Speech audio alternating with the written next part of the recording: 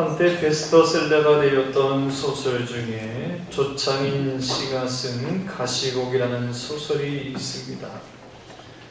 가난하다는 이유로 남편을 버리고 떠난 부인을 원망하지 아니하고 백혈병에 걸린 10살 된 아들을 돌보는 부자간에 뗄 수 없는 절절한 사랑 이야기를 그린 소설입니다. IF 당시에 140만 부가 팔린 책입니다. 주인공은 자신보다 소중한 아들을 살리겠다고 2년 동안 지극정성으로 아들을 돌봅니다. 전 재산을 팔고 거기에다가 자신의 자존심, 양심마저 팔아 병원비를 마련합니다. 마지막엔 아빠로서 아들에게 해줄 수 있는 마지막 일이라고 하면서 아들의 수술비를 마련하려고 불법인 줄 알면서도 자신의 한쪽 눈을 팝니다. 그런데 눈을 뽑기 위하여 종합검진을 받던 중에 자신의 몸에 아주 커다란 암덩어리가 있는 것을 발견하지요. 이럴 때 이 아버지 자신의 고통과 아픔은 아랑곳하지 아니하고 하나님께 내 아들 대신 자신의 목숨을 가져가고 내 아들 대신 내 생명을 가져가시라고 몸부림을 칩니다. 그 덧대기였는지 아들은 다행히도 골수이식이 잘 되어 건강을 회복하지만 주인공 아버지는 암으로 죽어갑니다. 마치 가시고기처럼 말이죠. 결국 아들은 엄마에게 보내지고 이 아버지는 아들과 40일 동안 지냈던 산골 마을로 들어가 조용히 죽음을 맞이합니다. 참으로 이 소설은 아들에 대한, 자식에 대한 아버지의 사랑이 어떠한 것인지를 소개해주고 있는 그런 소설입니다. 저는 한때 제가 철이 없을 때 부모가, 아버지가, 어머니가 나에게 베푸신 그 사랑은 당연한 사랑인 줄 알았습니다. 부모니까, 아버지이니까, 어머니니까 당연히 그 사랑, 그 희생, 그 헌신 해야 되는 것 아니냐고. 근데 지금 돌이켜 내가 내 자신이 아버지가 되고 부모가 되어 보니까 그 부모의 사랑은 부모이니까 당연히 해야 하는 사랑이 아니라 그 사랑 자체였습니다. 아멘. 사랑 자체였습니다. 어디인가 보니까 이런 글이 있어서 여러분에게 한번 옮겨봅니다. 제목은 어머니, 아버지에 대한 오해들이라는 제목인데요. 우리 어머니는 엄마가 보고 싶지 않은 줄 알았습니다. 어머니는 첫사랑이 없는 줄 알았습니다. 어머니는 친구가 한 사람도 없는 줄 알았습니다. 어머니 몸은 절대 아프지 않는 어떤 특별한 몸인 줄 알았습니다. 어머니는 새벽에 일찍 일어나 늦게 잠드는 것을 좋아하시는 줄 알았습니다. 어머니는 특별히 좋아하는 음식이 없는 줄 알았습니다. 어머니는 짧은 파마머리만 좋아하시는 줄 알았습니다. 어머니는 얼굴이 고와지고 몸매가 날씬해지는 것 외에는 전혀 관심이 없는 줄 알았습니다. 어머니는 모든 것을 좋게 받아들이고 아무 불만도 없으신 줄 알았습니다. 어머니는 우리와 전화를 길게 하는 것을 좋아하시지 않는 줄 알았습니다. 어머니는 언제까지나 우리 곁에 계신 줄 알았습니다.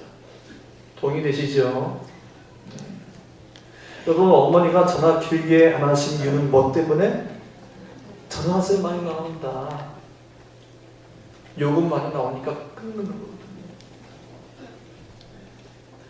엄마가 친구가 한 사람이 없는 줄 알았습니다. 엄마가 친구 없겠어요? 네? 친구 있죠. 근데 만나면 돈 씁니다. 엄마라고 긴 머리 하고 싶지 않겠어요? 화장품 바르고 싶지 않겠어요? 이 화장품 바르면 화장품 대신 자식들 공부시키고 싶으니까. 아버지에 대한 오해. 우리 아버지는 단 하루라도 쉬는 것을 좋아하지 않는 줄 알았습니다. 아버지는 웃는 걸 모르시는 줄 알았습니다. 아버지는 딸이 시집가는 것을 보고 마냥 기뻐만 하시는 줄 알았습니다. 아버지는 배가 빨리 불러와 좋은 음식 앞에서 먼저 일어나시는 줄 알았습니다. 아버지는 양복 입고 넥타이 매는 것을 싫어하시는 줄 알았습니다. 아버지 안주머니들 돈이 얼마쯤 들어있는 줄 알았습니다. 아버지는 좋아하시는 운동도 취미도 없는 줄 알았습니다. 아버지는 우리가 하는 말을 귀담아 듣지 않는 줄 알았습니다. 아버지는 아무리 깊고 험한 길을 걸어가도 조금도 두려워하시지 않는 줄 알았습니다. 아버지 눈에는 눈물이 한 방울도 없는 줄 알았습니다. 아버지는 우리가 객지로 떠나는 것을 좋아하시는 줄 알았습니다. 여러분, 아버지라고 눈물이 없을까요? 야, 저도요, 군대 가기 전까지 우리 아버지는 눈물도 없는, 아주 독한 아버지인 줄 알았어요. 근데 군대 갈 때, 제가 군대 갈 때 저희 아버지가 오토바이를 타고 버스 정류장까지 데려다 줬거든요. 그래서 좀 무덤덤 하시더라고요. 제가 버스를 타고 이 창문가에서 이렇게 보는데 저희 아버지가 눈물을 닦으시는 거예요. 이제 제가 아버지가 되어보고 어머니가 되어보니까 그 지난날 그 모든 부모의 행위, 그게 사랑이었습니다. 사랑 자체였어요. 그래서 에베소서 6장 2절 말씀에 내 아버지와 어머니를 공경하라, 이것이 약속이 있는 첫 계명이니 이는 네가 잘되고 땅에서 장수되리라. 장수하리라. 네가 잘되고 장수하리라. 때로는 우리는 오래 살겠다고 보약도 먹고 운동도 하고 발광을 해요. 근데 여러분 잊지 마세요.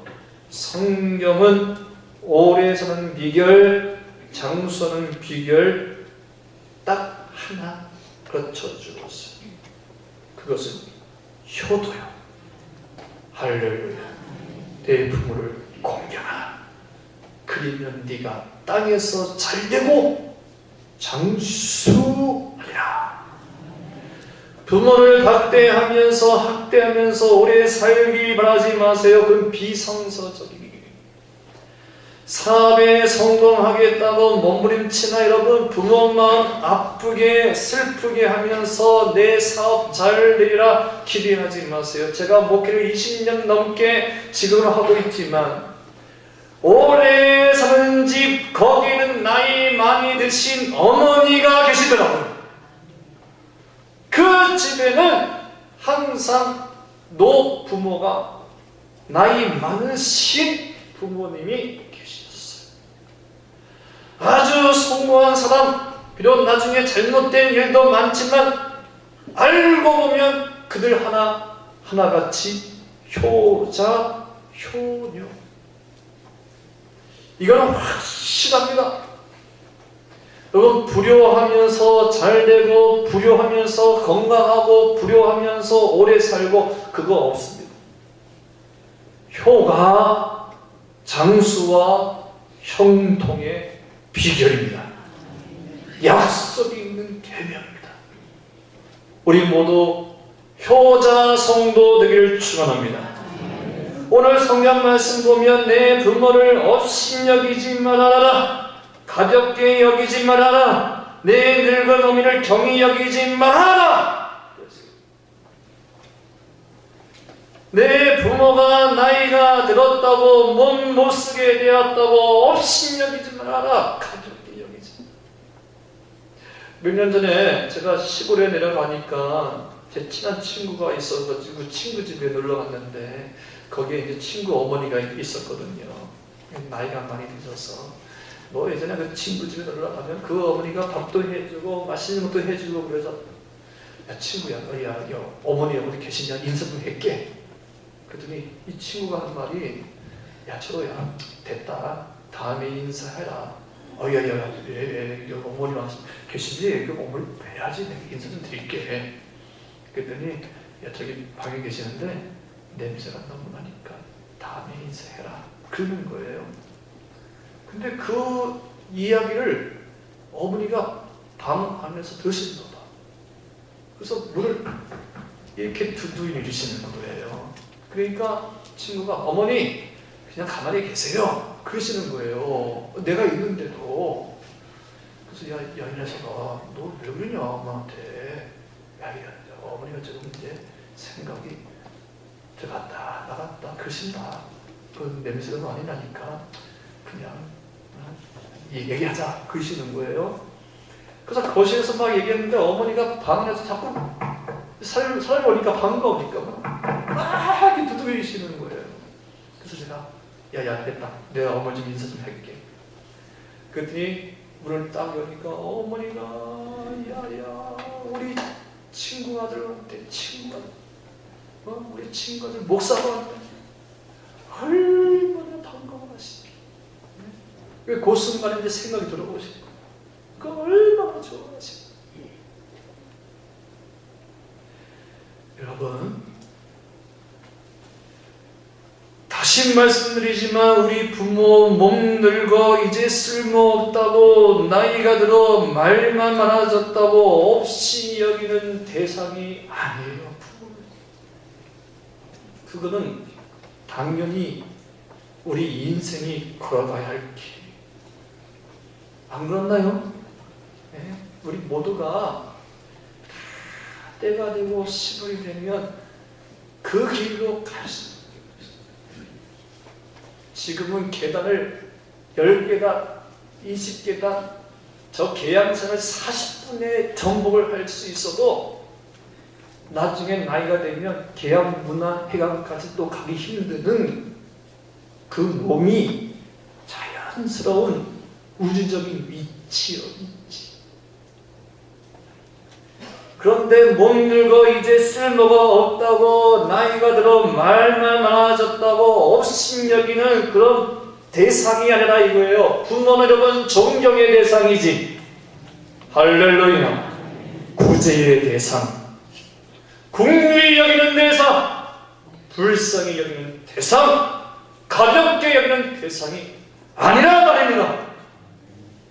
내 부모는 내가 평생 공경하고 존경해야 할 대상인 것을 기억할 수 있기를 바랍니다.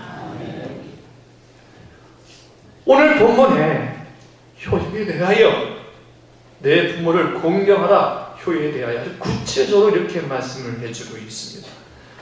내 부모를 즐겁게 하라. 내 부모를 즐겁게 하며 너를 낳은 어미를 기쁘게 하라. 또 합시다. 내 부모를 즐겁게 하며 너를 낳은 어미를 기쁘게 하라.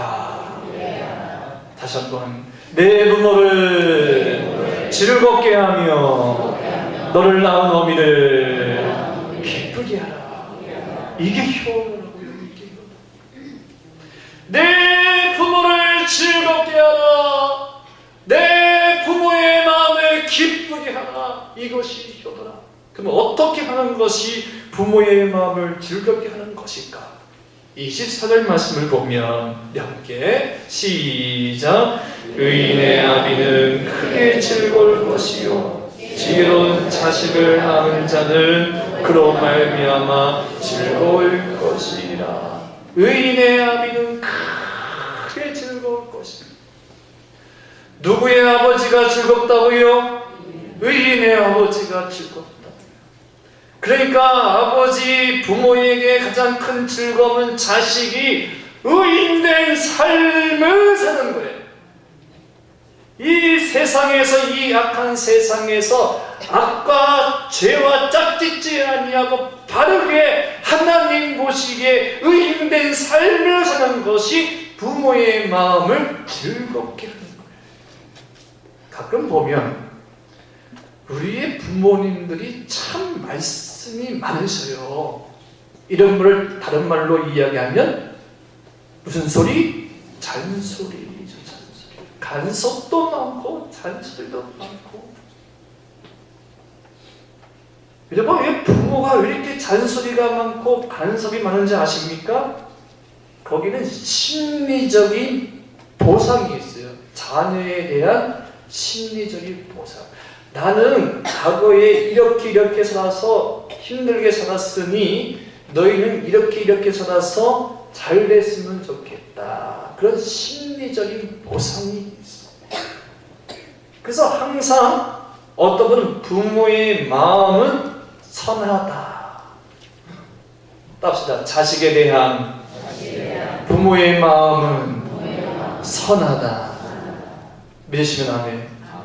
내가 잘못된 길로 가도 자식에 대한 부모의 마음은 늘 항상 뭐다? 선하다. 너만큼은 잘 됐으니, 너만큼은 바르게 살았으니, 너만큼은 진실하게 살았으니. 그래서 계속 끊임없이 잔소리가 많아요. 나는 이렇게 살아서 이렇게 되었다만 너는 이렇게 살았어. 여러분, 저희 어머니, 이 신목사의 어머니잖아요. 제가 가끔 가다가 이제 어머니가 생각나서 걱정돼서 전화를 드려요. 어머니, 어떻게 몸 괜찮아요? 날씨 더워지는데 괜찮으셔요? 이렇게 전화드리면 저희 어머니가 이렇게 대답을 하셔요. 신목사, 우리 아들 내가 걱정은 하지 마. 나 요즘 많이 좋아졌어. 이제 잘 먹고 병 가니까 아무 이상이 없대. 이제는 다 괜찮대. 내가 내 몸은 괜찮으니까 이제 신목사 걱정하지 말고 신목사이 참대. 이렇게 여기서 끝나면 얼마나 좋겠어. 처음에는 그렇게 말씀하세요. 어머니 괜찮으셔요? 어디 시선 잘하고 계셔. 신목사 나는 괜찮아. 나는 잘 먹고 잘 먹으니까 내 걱정하지 말고. 이때는 내가 은혜 받아. 할렐루야 하다가 딱 끝나가지고 하는 말이, 신목사 너가 돼야 돼. 교인들 사람으로 돼야 돼. 요즘 다 힘드니까. 그래서 계속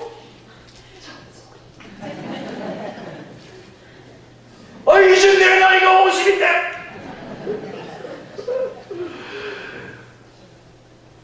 그게 어머니의 마음. 계속 끊임없는 잔소리, 간섭을 하시고. 한 번 아들은 영원한 아들. 걱정이 되시는가 봐요.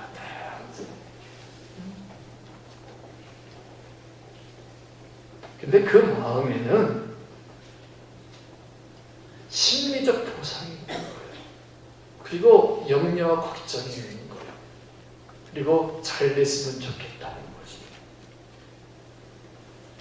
여러분, 우리 모두 잘 살 수 있기를 바랍니다.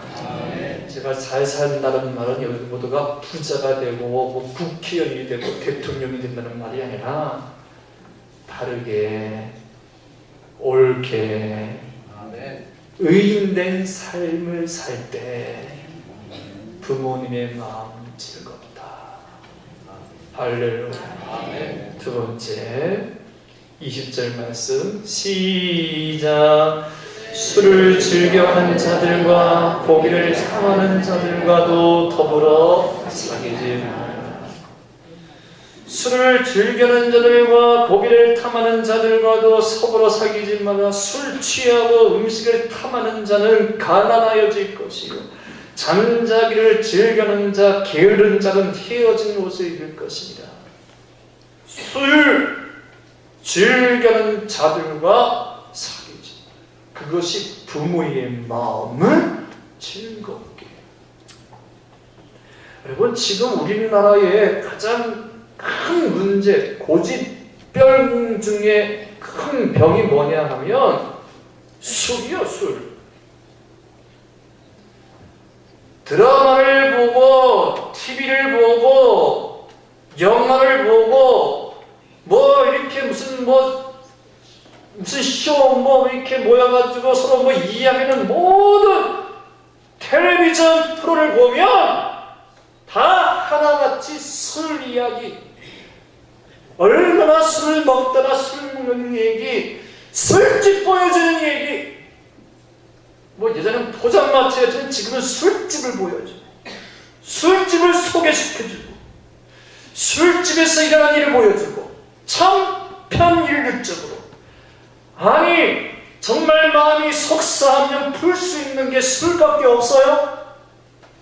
드라마 작가들, 영화를 쓰는 시나리오 작가들, PD들 그 쓸 내용이 그게 술밖에 없어요? 사람들이 힘이 들고 괴로우면 고통스러우면 그것을 풀 수 있는 방법이 술밖에 없냐고요. 왜 술을 속여주냐고요. 저도 들은 말인데 전 세계 어디 가서 술집에 가서 있으면 가장 크게 떠들고 거기다가 다투고 싸우는 사람은 다 한국 사람이래요. 모여서 술을 먹다가 고래고래 지르고 옆에 있는 테이블 사람들과 싸우고 근데 알고 보면 다 한국 사람. 여러분 자신이 너무 힘들다고 괴롭다고 속상하다고 술로 푸는 사람은 이 사람 만나면 안 돼요. 특히 오늘 여기 아직까지 결혼을 하지 않고 결혼을 준비하고 있는 형제 자매가 있다면 청년들이요. 배우자를 선택할 때 저는 저 우리 딸 보고 있어요. 1순위 술 먹지 않는 사람 선택하라. 죄송해요. 목사가 믿음 얘기 먼저 안 하고 이게 아니라고. 제가 청년부 사역하고 있는데 신앙은 믿음은 주관적이에요. 네. 신앙은 되게 좋은 것 같은데 그 성격과 성품이 엉망인 사람들 되게 많아요. 제가 신학교 다니면서 신학교 동기들 가운데 그 신학교 믿음 좋은 친구들 오잖아요. 거기에도 이상한 사람들 되게 많아요. 그 제가 우리 딸 보고 그래요. 1순위는 남자 선택하는 1순위 술 안 먹는 사람. 할렐루야. 아멘. 아니 속상하다고 술을 먹어라? 그 술 한 잔 먹고 나면 더 이상한 짓 해. 그게 코스예요. 네? 지금 당장 믿음이 좀 부족하고 연약하지만 술 안 먹고 자신을 정결하고 깨끗하게 하고 자기 관리를 할 줄 아는 사람은 나중에 예수 믿고 돌아와요. 희망이 있어. 아멘. 그런 희망이 있단 말이에요. 근데 술 먹으면 여러분 아주 형편없어. 그러면 그런 줄 아세요? 네?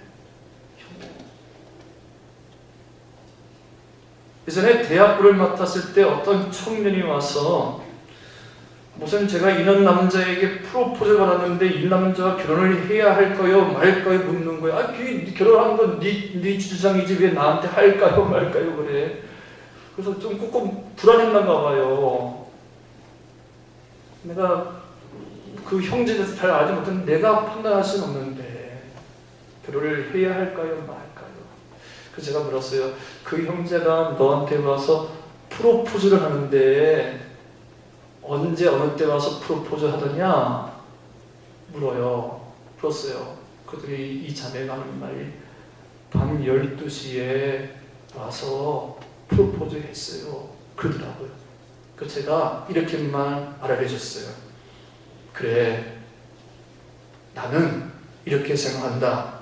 아침 9시에 와서 프로포즈 하는 건 진짜고 밤 10시가 넘어서 하는 말은 거짓말이다. 가짜다. 거기에다가 술 한 잔 취해서 와서 하는 프로포즈는 더더욱 가짜다. 밝은 이성을 가지고 깨끗한 정신을 가지고 아침에 와서 프로포즈해 진짜지. 기분이 이제 우울하고 허전하고 밤에 밤길이 싹 오니까 그 외로운 마음에 와가지고 술 한 잔 쫙 해서 술 기운이 하는 프로포즈는 가짜야 가짜. 기다마들을지어라.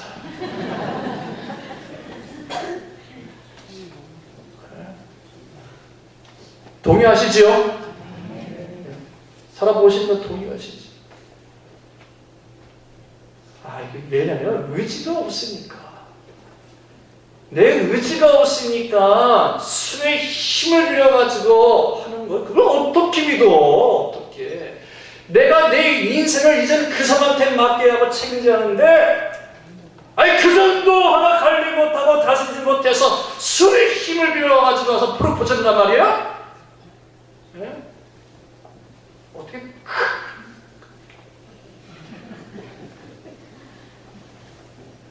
몇 달 전에 방송에서 정말 이 친구들이 목소리도 예쁘고 가사도 잘 쓰는 그런 가수인데 자매예요. 남매죠, 남매. 악동 뮤지션이라고 아시나요? 악동 뮤지션을? 네. 몽골 선교사의 아들딸이에요. 네, 어떤 오디션에 나가서 1등인가 2등을 해서 지금 아주 참 잘하고 있는데, 이 남매가 그 냉장고를 부탁해 음식을 만드는 그 요리 프로그램에 나와가지고 이렇게 뭘 좋아합니까? 맛있는 것들을 만들어주는데, 그러면서 이야기 주고가고 하는데, 이들이 선교사님 아들딸이지만 참 믿음이 이쁘게 좋아요. 신앙이 좋아요. 그러니까 이들이 술을 안 먹는 걸 알아요. 그래가지고 이 기획사가 그 양영석 씨라고 예전에 서태지 나왔던 그분이 YG인가? 예, 거기 있는 그 기획사인데, 여러분 이게 어떻게 보면 양영석은 사장이고 이 악동 뮤지션은 그 안에 소속된 가수고 직원이잖아요. 그래서 회식 자리가 있고 무슨 모임 자리가 있으면 다들 이렇게 술 먹고 그러는데, 이 친구들은 술을 안 먹어요. 아무리 사장이 권을 내도 술을 안 먹습니다 하니까 이 양영석 사장이 손을 들어버렸어요. 네. 난 너희들도 손 들어봤다. 이렇게.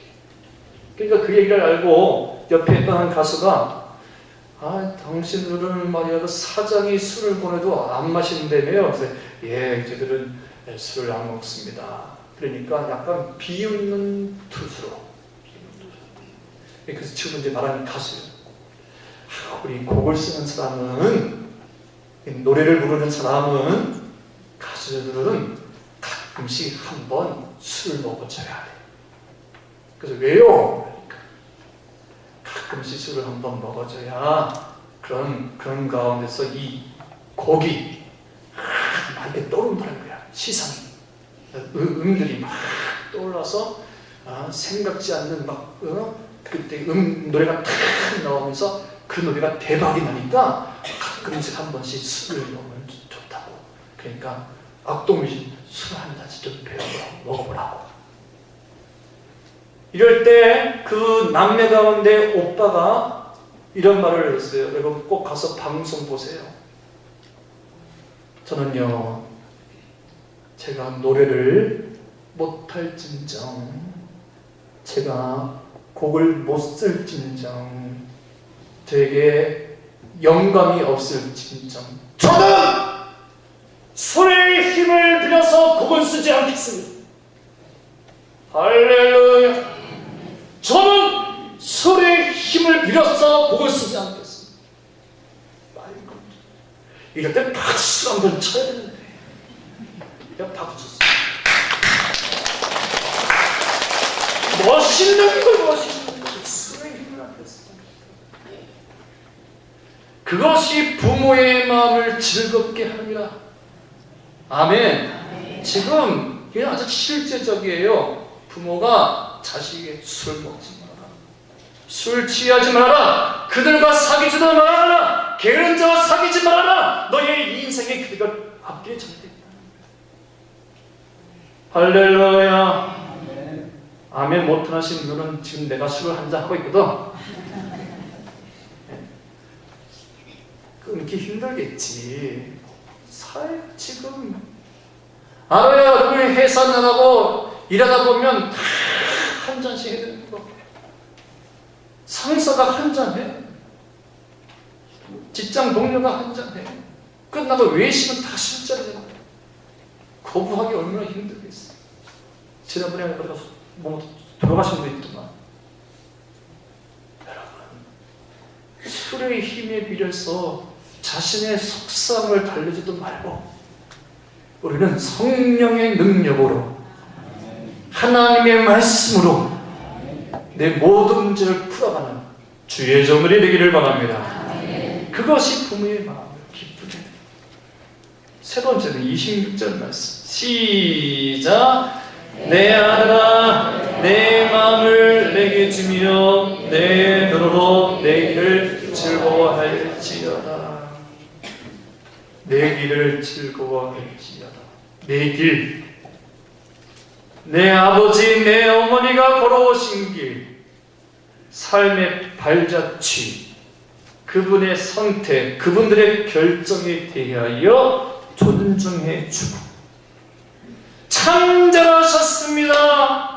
우리 아버지의 인생은 훌륭하십니다. 우리 어머니가 걸어오신 길은 훌륭하십니다 하고 존경하고 높여드리는 것이 부모님을 즐겁게 하는 거예요.